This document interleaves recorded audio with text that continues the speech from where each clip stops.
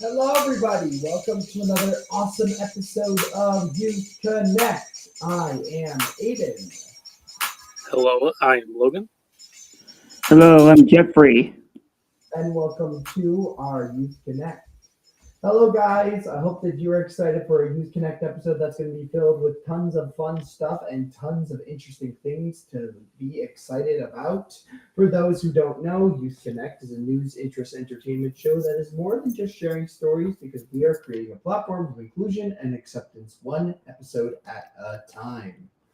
For those who don't know, my co-hosts today are going to be Logan and going to be Jeffrey, and including myself. And the first thing that we always have to start off with is some gaming news.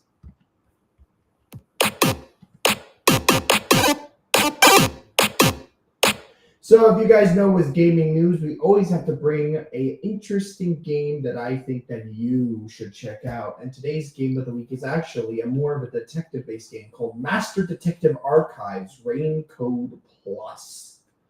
So this game is actually a brand new dark fantasy detective action game from the minds behind the Danganronpa series. So this game is going to be on PlayStation 5, Xbox Series X and S, and on Steam, or also known as your PC. The story is the city of Rain is gripped by innumerable unsolved mysteries under the complete control of a mega corporation. Master detectives from around the world, each possessing unique powers, must rise to the challenge of uncovering the truth. With Shinigami by his side, Yuma joins the investigation as a trainee of the detective agency. The story progresses through investigation in the real world to collect clues needed to solve a case, conquering the mystery labyrinth with the clues gathered. Uncover the truth by making full use of your evidence in the mystery labyrinth. So, interestingly enough, this game is all about trying to find the correct solutions towards these unsolved mysteries. You must talk to the people in the city to investigate crime scenes and to collect solution keys. The detective who investigate with Yuma have forensic fortes like post-cognition and disguise, and they'll help you find hidden clues and testimonies by utilizing these special skills. And interestingly enough, in the mystery labyrinth, a mystery phantom appears to prevent you from finding the truth of the case, and you must fight back in an action-packed sequence and slash through with a solution blade.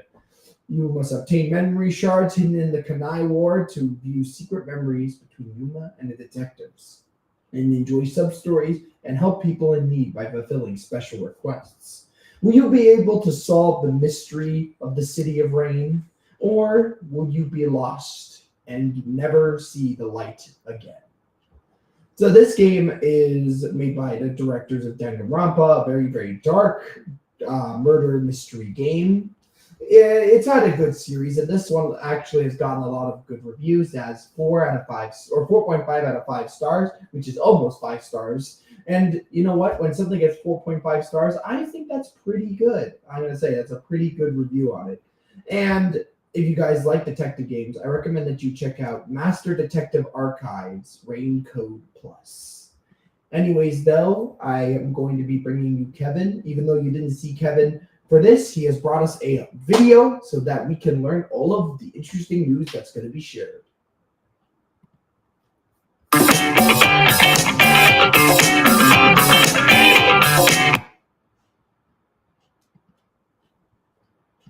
Hello, everyone. Welcome to Youth Connect News. I'm your host, Kevin Aruja. Let's get right into the headlines. The vast majority of Toronto new condo investors are losing money every month. The Loblaw and parent company agreed to pay $500 million in price-fixing lawsuits. Toronto could put bus lanes on Spadina Avenue. And least but not least, Canada to bring home fewest Olympic medals since 2012.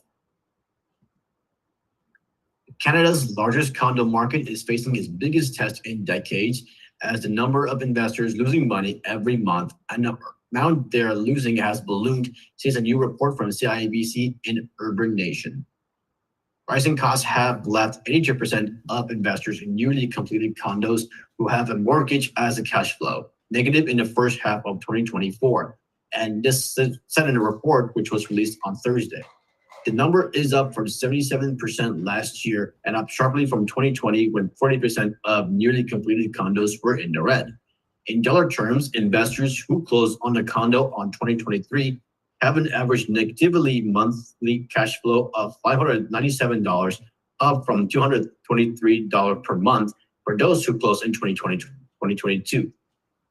While investors who got their condos in 2021 and 2020 were still on average making monthly profits. Of those who closed last year, about 30% are losing more than $1,000 per month, the report said. The trend, fueled by previous increases in condo prices and higher interest rates, has put pressure on condo investors. Now, condo sales have plummeted to a 27-year low, while creating wider risk for the market. The biggest long-term is a lack of housing supplies. Investors are the lifeblood of new housing development in the GTA. So if they are in a precarious financial situation, that's going to reduce their appetite for buying new units. And that's going to have a pretty severe repercussions on housing supply. While many investors are losing money on rental markets are still strong and interest rates are starting to go down, on Wednesday, the Bank of Canada lowered its key interest by a quarter percentage point to 4.5% after cutting it in June as well.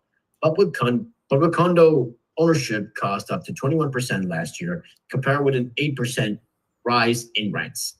The author said it will take a combination of higher resale prices, rising rents, and lower interest rates to turn the market around. The Loblaws company and its parents company, George Weston, said they have agreed to pay $500 million to start a pair of class action lawsuits regarding their involvement in an alleged bread price fixing scheme. The class action cases were brought against a group of companies that includes Loblaw and the Weston companies, Metro, Walmart Canada, Giant Tiger, Sobeys, and bakery supplier Canada Bread's company. They alleged their defendants conspired to fix the price of packages bread in Canada and were filed on behalf of all residents of Canada who purchased packaged bread after November 1st, 2001. Sorry about that. Loblaw reported on Thursday that its second quarter earnings fell 10%, attributing the decline to the class action settlements. They said in the settlement that will not affect prices for customers.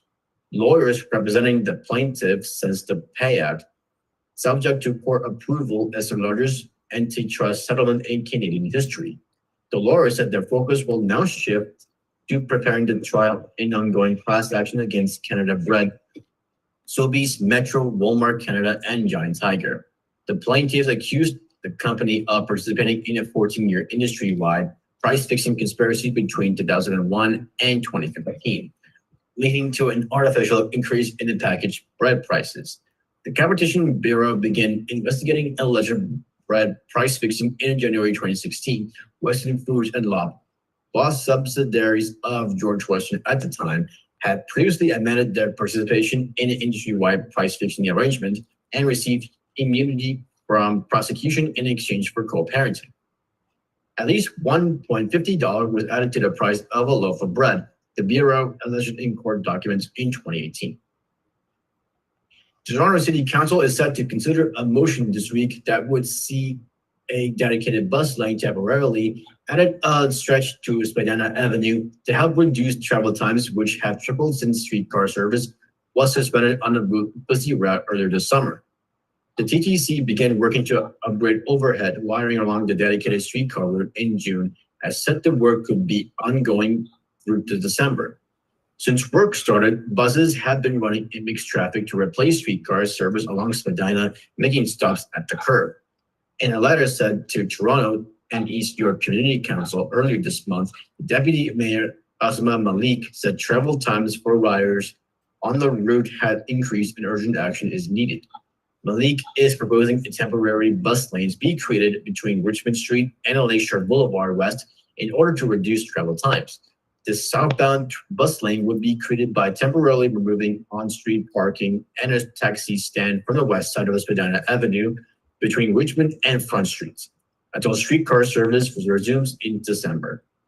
The two southbound traffic lanes will be maintained for other vehicles if the bus lane is installed. Last year, the 510 Spadina route carried an average of 35,184 daily passengers on weekdays, making it one of the busiest streetcar routes in the city.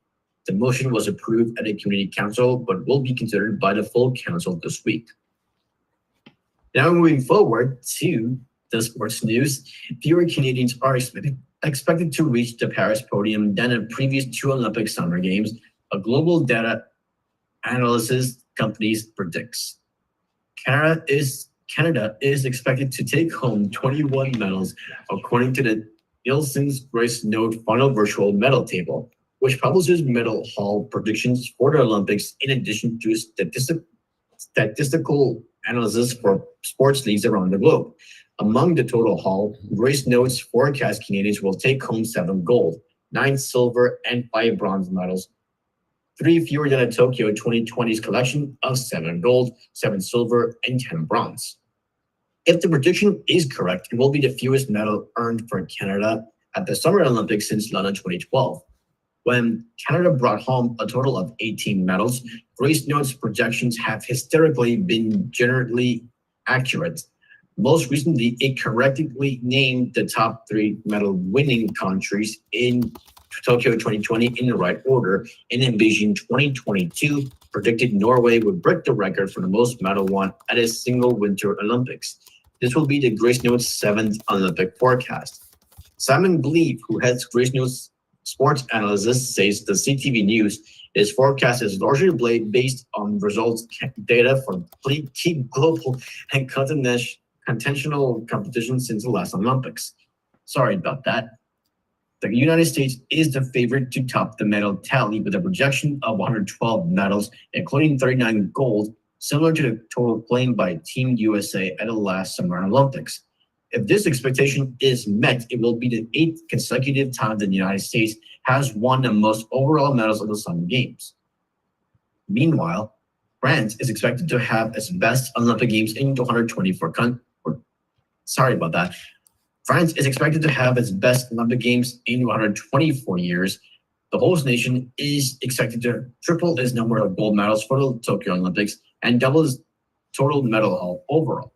Finishing with the 60 medals, the Paris Games are set up to kick off on Friday, with the opening ceremony poised to be largest in Olympics history, beginning at 1:30 p.m., and the Olympics will run until August 11th. In today's weather forecast, we got mainly sunny this afternoon. The temperature is now 26 degrees. And tomorrow we'll get another mainly sunny. The temperature will be 27 degrees. And now moving forward to the interesting fact, we're going to talk about blackberries. Yes, blackberries is the best berries I've ever tasted. So what's the story about the blackberry? Well, let's see. The blackberry is an edible fruit produced by many species in the genus Rubus in the family Rosaceae. Blackberry fruit production is abundant with annual volumes of 20,000 pounds per 1 acre possible, making our plant commercially attractive. What distinguishes the blackberry from its raspberry relatives are whether or not Taurus. When picking a blackberry fruit, the Taurus stays with the fruit. With the raspberry, the Taurus remains on the plant, leaving a hollow core in the raspberry fruit. So I got 6 facts about blackberries. The first fact is forensic evidence suggests we have been eating blackberries for thousands of years, and nowhere are more highly prized than in Britain, whether eaten straight from the plant, baked into cakes, stewed in a jam, or fermented as wine. Blackberries offers a sweet and delicious taste of late summer. The second fact is a member of the rose family, the blackberry is not really a berry at all. In a botanical sense, it is an aggregate accessory fruit, meaning that the flesh is not derived from the ovaries of the plant, but from the receptacle that holds them. The third fact is sometimes referred to as brambles. Blackberries are synonymous with mindfulness.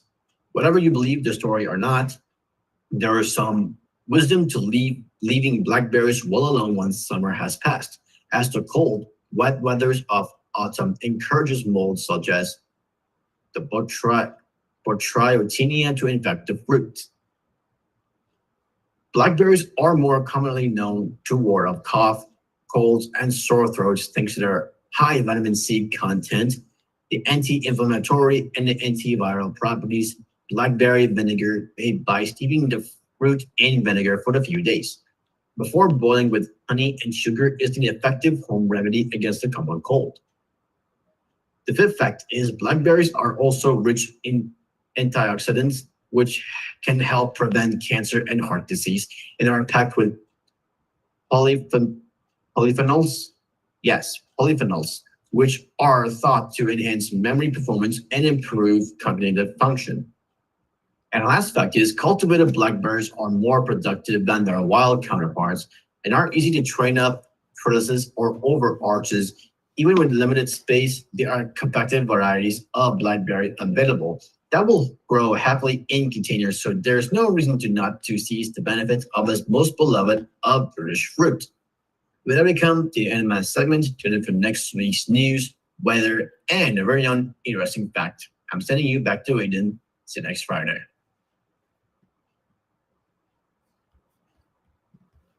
So guys, one thing about blackberries is that I love blackberries. I think blackberries was a great choice on Kevin's side to do.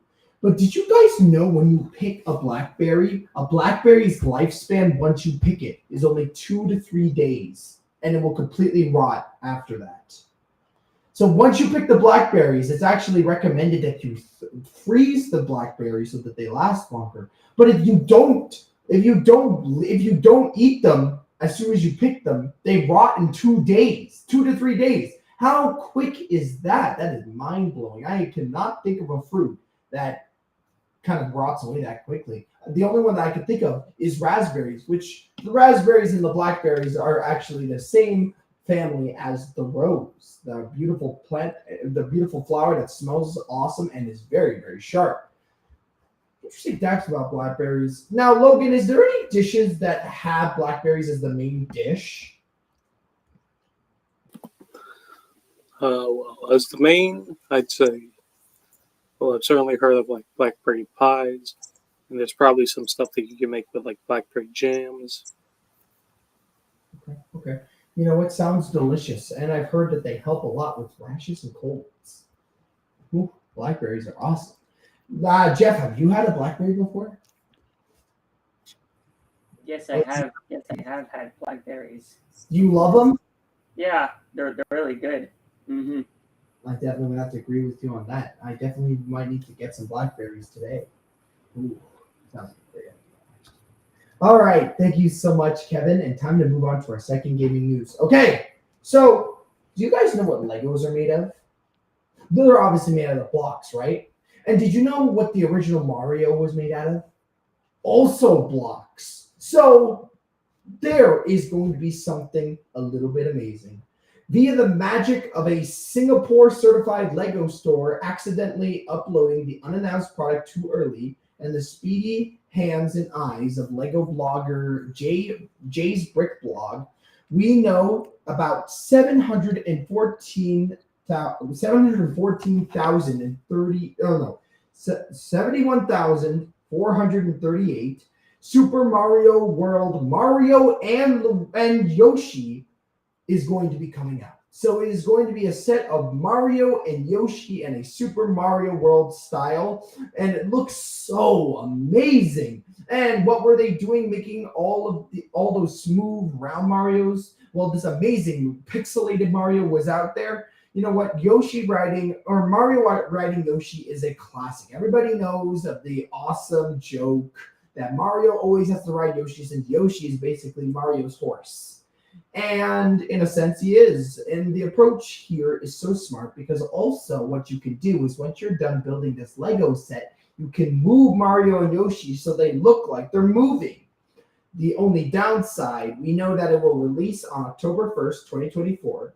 And in Singapore, at least, it will cost 209.99 GSD or 156 US dollars. Or if we calculate 156 US dollars, 190 Canadian. That's a lot. But on the plus side, it will be 1,215 pieces, which is a pleasant, or I would say pleasingly, maybe that's a better word to use, lengthy time. And you know what, clicking bricks together is always fun, but also importantly, it's a Super Mario World themed Lego set. I love this. If it was thanks to Jay's brick blockers, we wouldn't know about this amazing thing. Now, clearly, someone in Singapore realized they did a bad thing, as the page is now removed with the message, "This product is not exists." Fortunately, however, it soon will. So interestingly enough, I hope you guys are looking forward towards that. Now, I've already bought a really expensive Mario set, so maybe in the future, I might grab this one when it goes a little bit cheaper in price. But keep your eyes peeled because I will talk about this more if I ever see any information on it. And next up, we're going to keep it moving, keep it on. And would you guys buy this Lego set? Type in the comments if you would. But next up is going to be Logan, and Logan's going to be sharing with us some cooking knowledge as he is our kind of like our culinary chef.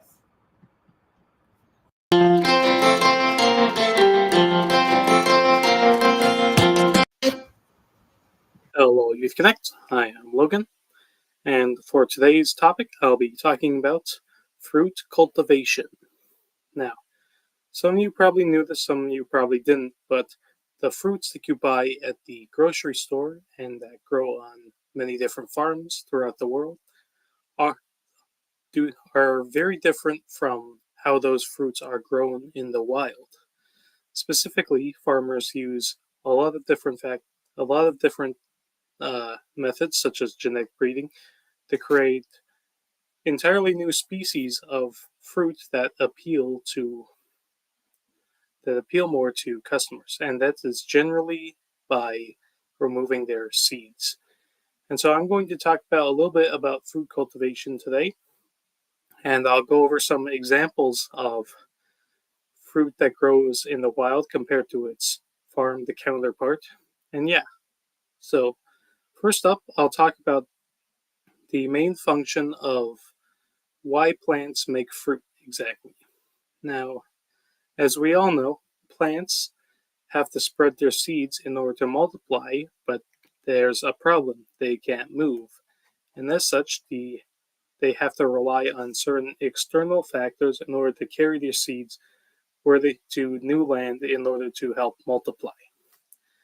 And so something that plants essentially figured out is that by encasing their seeds inside of delicious fruit, they can bait certain animals like birds, squirrels, rodents, monkeys, whatever like herbivorous animal comes along and wants to eat it. And so they can carry it, and so they could trick the animal into carrying their fruit off somewhere else and discarding the seeds to help them spread. Now, nowadays, due to genetic breeding and the fruit cultivation through farmers, you can usually buy almost any kind of fruit in basically a seedless variety, or some with smaller or very little seeds. And right now I'm going to go through a few examples of just how different wild fruit looks like compared to its farmed counterparts. The first one that I'll talk about are bananas. Now, many people think that bananas have no seeds, but the truth is that the bananas that are grown by farmers around the world tend to have seeds that are very small, so much so that people barely even notice them. And most bananas in the wild actually have very, very larger seeds that make up most of the fruit. I'll just show you a little example here. This here is a banana that is grown on farms. This is a banana species that is found in the wild, and you can see just how many seeds that has. Does that look very appetizing to you? That's like 90% seed. The seeds are much larger and there's barely any flesh. So, on from bananas, next I'll talk about watermelons. Now, watermelons are already known for probably having a lot of seeds, although you can buy seedless varieties. But back before watermelons were heavily domesticated and cultivated by farmers, they actually looked drastically different, as you can see over here. Now this is a picture of a seedless watermelon, and this here is part of a still life painting that was created back sometime during like the 15th or 16th century, and it actually shows us what watermelons looked like at the time. And you can see that they look drastically different. The rind is a lot bigger. There's much less flesh. It's got this weird segmented pattern, and it doesn't show all too well. But they have seeds in there, and those seeds are much larger. So yeah, watermelon looked way different before cultivation. The next thing I'll talk about is corn.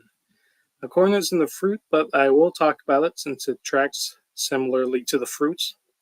Corn in the wild is actually much, much smaller. It has way less kernels.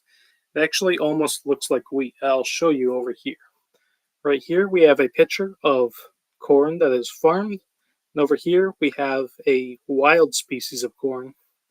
You can see that the kernels are so much smaller. There's so much less in there. As I said, it looks like wheat. And those kernels are also much harder. You would have to boil it for like hours just to be able to eat it without like chipping a tooth. And so the final example that I'll go over today are peaches. Now, this is a regular peach, and this is a wild peach. You can see that they are so much smaller. They're almost like the same size as like a cherry. And you can see the little seed in the center called the stone. That's why they're called stone fruits. You can see that the seed makes up much more of the peach compared to its farmed counterpart. And so yeah, that's just another example of what genetic modification has done to make these fruits a lot more appealing to people. So that just about concludes my lesson on the cultivation of fruits. But I will say that this difference between wild fruits and farm fruits are not just apply to fruits really. They apply to all forms of produce, including vegetables. And I think next week I will actually talk about what I think is the greatest example of the difference between between like wild varieties of vegetables and their farm varieties. I'll be talking about this plant over here. Now this is called the Brassica oleracea, which is better known as wild cabbage. And you have no idea just how many modern fruits and vegetables are actually, through genetic altering, descendants of this very plant. But that is the topic for next week. And so thank you all for tuning in this week, and back to you, Aiden. You know what, Logan? I definitely do think that cultivated fruits and regular fruits that you get from the store, cultivated and more, organic, I should say, more natural, more wild fruits. I'm going to call them wild fruits. Did you know, Logan, that eggplants originally were white and they're egg-shaped, and they used to be called nature's eggs? Did you know that? Well, yeah, I've known about that. That's where they get their names from. Yeah, It and confuses a lot of people until you show them a picture of it.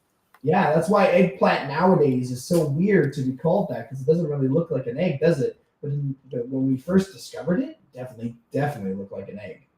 It's very interesting to see what we did. Or corn, for example, the one that you gave us, grapes, watermelon, mangoes. Even mangoes will be cultivated to the point where the seeds really tiny. I don't know. Humans are very interesting in the way that they create things. Thank you so much, Logan. It's definitely something to think about. Definitely a conversation starter. I remember having wild blackberries, and I realized they were much smaller and very tart compared to their cultivated brand that I can get at the store. So I can definitely see the difference. Thank you so much, Logan. Appreciate it as always, and I can't wait to learn about what happened to cultivated vegetables. Thank you. Anyways, Let's keep it moving. I got something quick, and it's going to be some Super Ability community news. So, if you guys know, Super Ability Crew is having its on week because we always have one on week and one off week. And I hope that you guys are ready to learn something amazing, something that's going to make you learn and a little bit of discovery as well. So on Monday is going to be our science. We're going to be having environmental changes due to climate change, and just for interest, because it's very important that we learn about our environment. An expansive search across the globe from California Academy of Sciences. Researchers since 2022 undiscovered over 150 new animal species. So definitely all about nature and environmental changes and climate change, obviously. We're also going to be having art. We're going to be using watercolors, and we're going to be learning about the abstract works of art with me, Aiden Lee. It's going to be awesome. Wednesday, as a crew, we are discussing the new tech platform that our Super Ability crew will use to continue learning, socializing, and creating. From now on, matter where they are, or it does not matter where they are in the world, because this app or this platform that we're going to be using is going to be able to connect to us, because our previous one has been discontinued, unfortunately. Thursday is music class, so time to test those voices. And I know somebody who does music too, but I won't spoil it just yet. And Friday is obviously our Kahoot, which means that we are going to test our general knowledge that we have learned throughout the week. Chat Cafe is going to be happening at 9:30, but not only that, is going to be a mix of Tabata as well. Apparently. The community garden is beautiful, lots of bees and pollinators. They're very happy, and all our community green thumbs and garden volunteers are keeping the garden looking beautiful. Anyways, I have told you your community news. I hope you're excited for this on week. If you want to do the on week, make sure to sign up, because it's always awesome to have more of you guys and we can learn together as a crew. Anyways, let's keep it moving, because next up, we talked about music before, but who was I talking about? I think I'm going to be talking about Jeffrey, and Jeffrey's going to be bringing us some live music.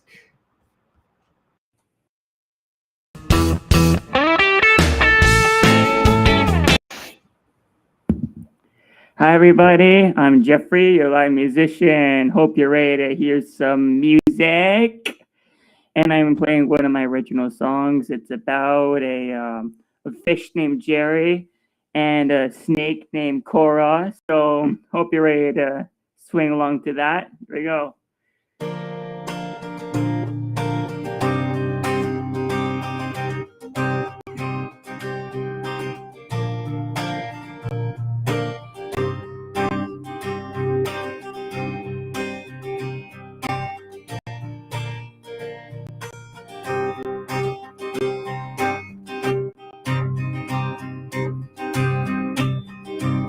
I had a fish named Jerry who was found on a ferry, and people said that it could fly, fly, fly.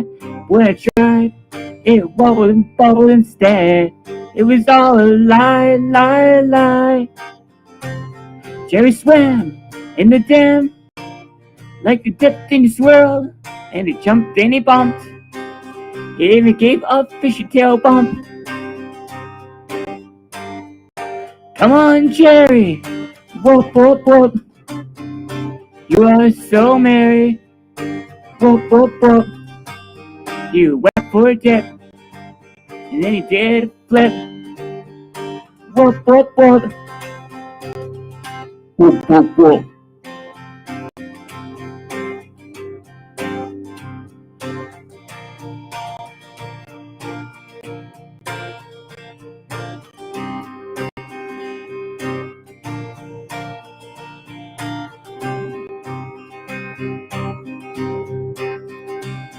I had a snake named Cora.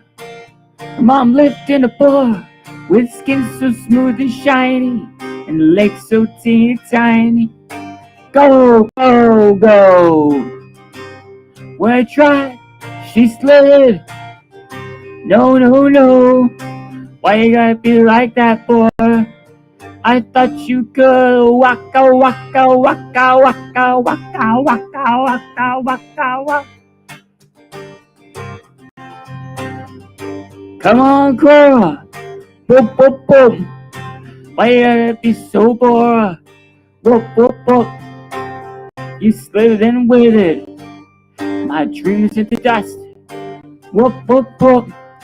And now the song is a bust. Whoop, whoop, whoop.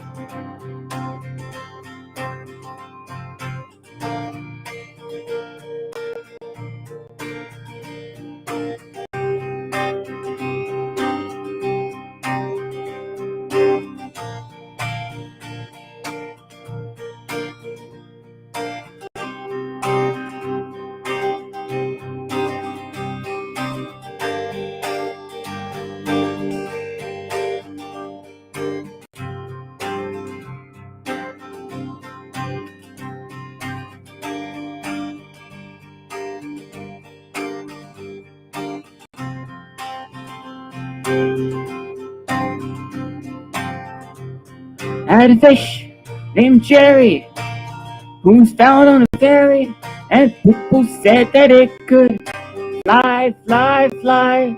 When I tried, it wobbled and bubbled instead. It was all a lie, lie, lie. Jerry swam in the dam like dipped in a squirrel, and he jumped and he bumped. Ouch! He even gave a fish a tail bump.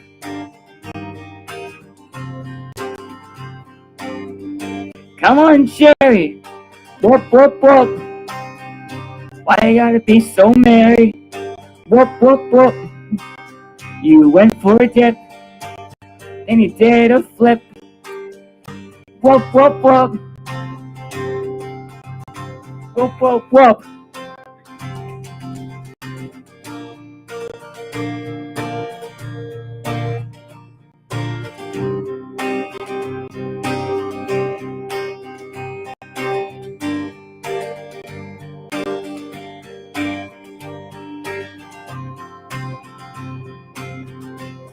I had a snake named Cora. Mom lived in a bar with skin so smooth and shiny, and legs so teeny tiny. Go, go, go. When I tried, she slithered. No, no, no. Why you gotta be like that, Cora? I thought you could waka, waka, waka, waka. Come on, Cora. Whoop, whoop, whoop. Why you gotta be so bored? Whoop, whoop, whoop. You slid in with my dreams into dust. Whoop, whoop, whoop. And now the song is a bust. Whoop, whoop, whoop.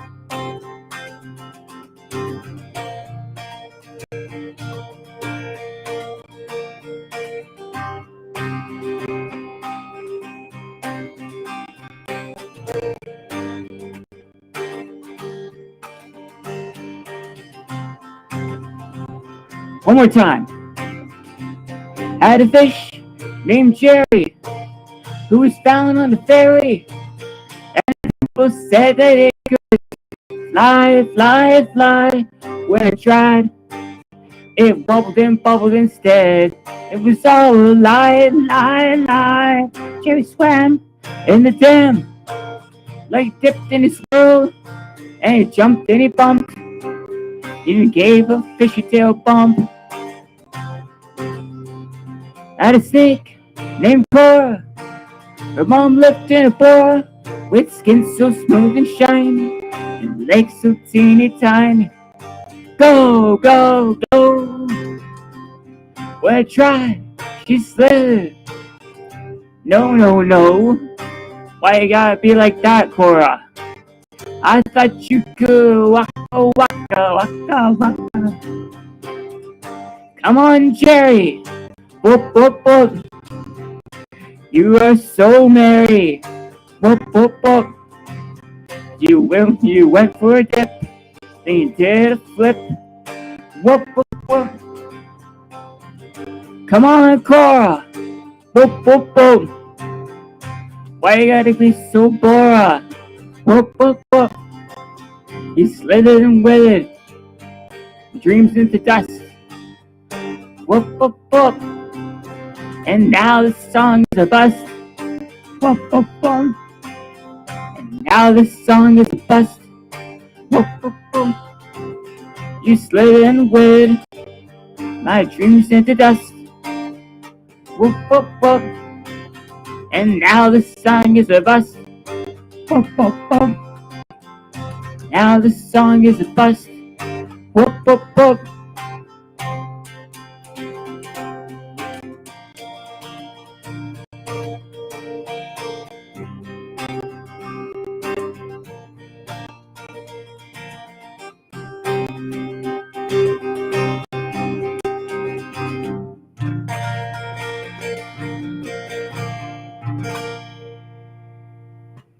Thank you, everybody. Those were some crazy animals I sang about, you know. This is Jeffrey, your live musician. See you all next week, and make sure to check out my website, jeffreyankman.com. Anyways, back to you, Aiden. Bye, everybody. Jeff, I don't know about you, but a little birdie told me that your grandpa was watching this stream. So I think that was such an amazing song to choose. And also, I really like how you gave it a spin today. Something a little bit more interesting, a little bit more of a pop, some pizzazz, as they say. And I absolutely love it. As I'll say, pull yourself through this day. And unfortunately, this has reached the end of our episode for today. If you did like or connect, make sure to like, comment, and subscribe. And don't forget to click the notification bell. That's absolutely right, Jeff. All right, guys, I hope that you have a great weekend. Do something fun, do something interesting, hang out with friends. Whatever you guys want to do, you should do it. We will see you all next time, and have a great day, guys. Bye.